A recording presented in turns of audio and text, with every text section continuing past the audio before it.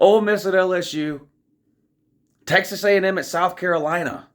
Uh, Both of these games are small point spreads. LSU's, I think, about a 2 point favorite at home over Ole Miss. The line opened with Ole Miss as like a 2 point favorite, so it's completely flip flop. Now LSU is favored. I think Texas A&M is favored by 3 or 4 maybe against South Carolina. Let's start with Ole Miss on the road at LSU. Ole Miss is undefeated. They're in the top 10. LSU, how do you describe LSU this year? Inconsistent? I mean, they went into the swamp last week, beat Florida. They got absolutely annihilated by Tennessee at home, where they just looked lifeless.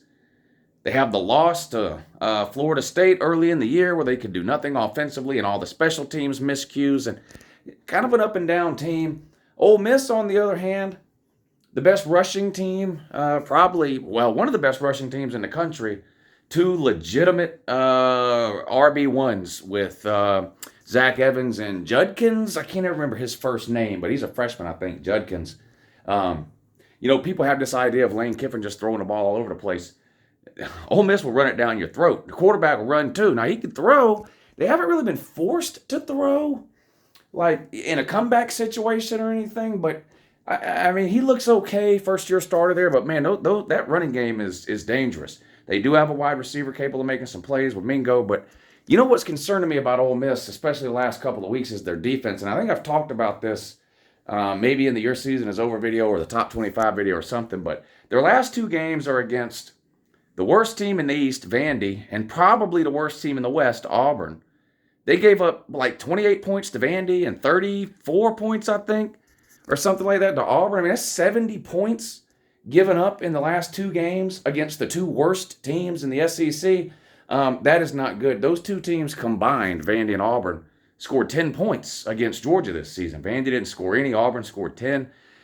That's concerning, that defensive performance from Ole Miss. And LSU, their quarterback is putting up video game numbers lately. I mean, even in the blowout loss to Tennessee, he had 300-something yards passing, 400 last week. It's Jaden Daniels. And I don't care what anybody thinks about LSU. They have got some talent. I mean, their wide receivers are talented. And Dejon Booty is really good. They've got talent. Their secondary is good.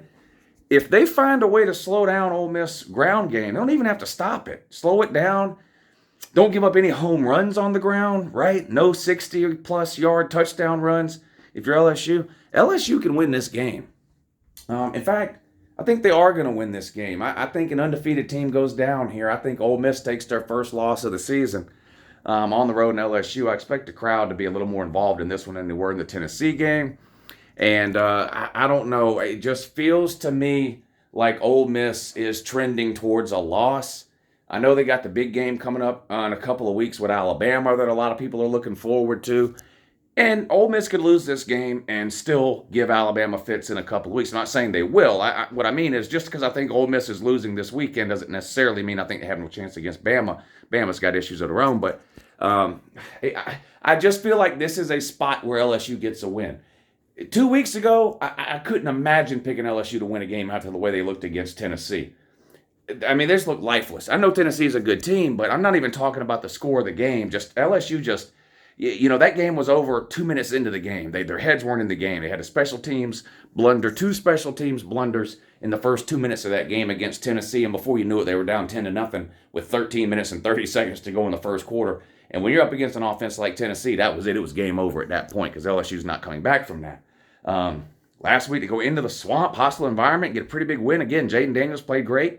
It just feels like LSU keeps it going this week and gets a win against Ole Miss, which I guess would be Ole Miss or LSU's best win of the year, right? I mean, Ole Miss right now is ranked in the top 10. So I expect this to be a close game. I don't think LSU is going to blow them out. I wouldn't be surprised to see LSU win by 10-14, something like that. It just, again, I think Ole Miss is a good team, a legitimate top 25, maybe even top 15, hell, maybe even top 10. Maybe they lose this one and run the table. Maybe they win this one, I don't know. But Ole Miss the last 2 weeks defensively is just really concerning me. and that's against two of the worst quarterbacks in the SEC, Ashford at Auburn and what's his name at Vandy. And Jaden Daniels might not be setting the world on fire or winning any Heisman Awards this year, but he's a hell of a lot better than those two. And I just feel like LSU offensively is going to get on a roll here and find a way to win this game at home. All right, Texas A&M on the road at South Carolina. Both teams coming off a bye week here, and both teams kind of feeling differently about themselves, I think. Texas A&M, one of the most disappointing teams in the country again this year, right? Ranked in the top 10 again. Already have the 2 or 3 losses, whatever it is, including a home loss to App State, which is just inexcusable. And then you can say they played Bama close. That's great, but they lost. I mean, and they had a chance to win that thing in the end. They lose. I think it's good that Texas A&M had an off week after that because, I don't know, if you had to turn around and play the next week, that's the type of loss that could hang over a week. But they had the week off, but I don't know how good they're feeling about themselves. South Carolina, on the other hand, the last time they played on the road at Kentucky, they got a big win on the road against a highly ranked Kentucky team. Now, I know Kentucky didn't have Will Levis, but I'm sorry. Okay, well, there seems to be some confusion on how I feel about injuries. Obviously, having an injured player can affect a team negatively. I understand that.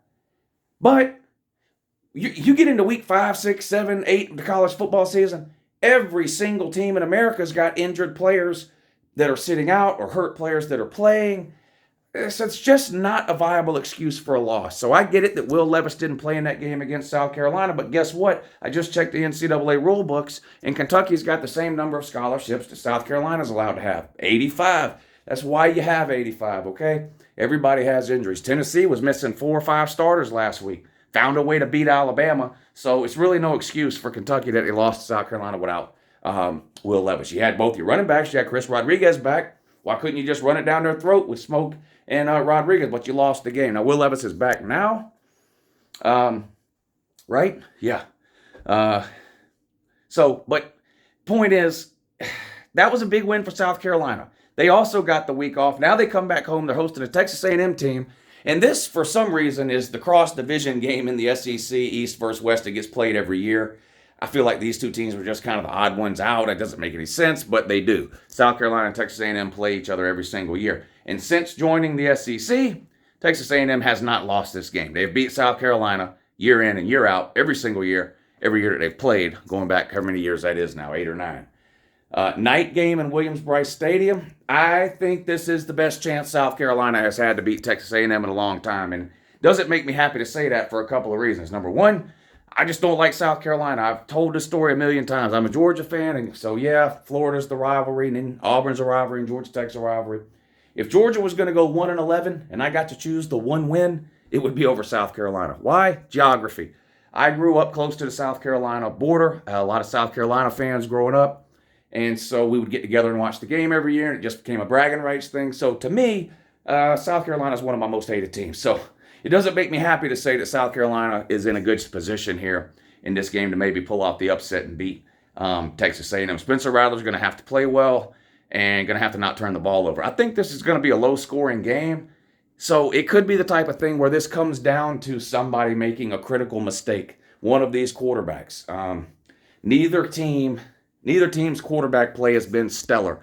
Both of these quarterbacks are ranked in the bottom 2 or 3 of almost every category in the SEC this year in terms of quarterback play, so it leaves a lot to be desired. South Carolina's got a pretty good running game. It's been going, what's the guy's name? Marshawn Lloyd. He's looked good the last couple of weeks. Texas A&M can run the ball too with A-Chain. Man, that really hurt them losing to Aeneas Smith or Anaya Smith, whatever his name was. I do think Texas A&M has the better defense. South Carolina's defense is okay, but it's not on the level of a Texas A&M. I'd give the defensive advantage to Texas A&M. Offensive advantage, I'd probably give to South Carolina. That's how bad Texas A&M's offense has become, that it might not even be as good as a South Carolina offense. Home environment at night, this is going to be a difficult situation for Texas A&M. I made a couple of bets in the preseason on win totals for the year. One was on Tennessee. I bet that Tennessee would win more than 7.5 games. That's easy money. I think they're 6-0 right now, so I just need them to win 2 more games. That's going to happen. So I'm going to hit on that one. But I had a couple of bets on South Carolina on the under on the win total. One of them I had under 8. I still feel pretty good about that one. But the other one I had was under 6.5. And they've already beat Kentucky, which is one team I thought they would lose to. If they win this game, they're winning more than 6.5 games. They'll get to at least 7 wins, and I'll lose that under 6.5 bet. And then I got to hang on for dear life on my under 8 bet. So it doesn't make me happy to say that I think South Carolina's got a good chance here, but I think South Carolina's got a good chance here. And I think the difference in this game is going to be the home environment. I don't trust Texas A&M's quarterback situation. I know he didn't do anything catastrophic on the road against Alabama, but he also didn't really do anything that anybody can remember other than make a terrible pass on the last play of the game, which was that really his fault? More like Jimbo Fisher's fault because it was just a terrible play call. But anyway, for these 2 games, I'm taking one favorite and one underdog. Give me LSU at home to win and cover. Give me South Carolina at home and the points. I think South Carolina either wins outright or loses a really, really close one at home. Have a great day.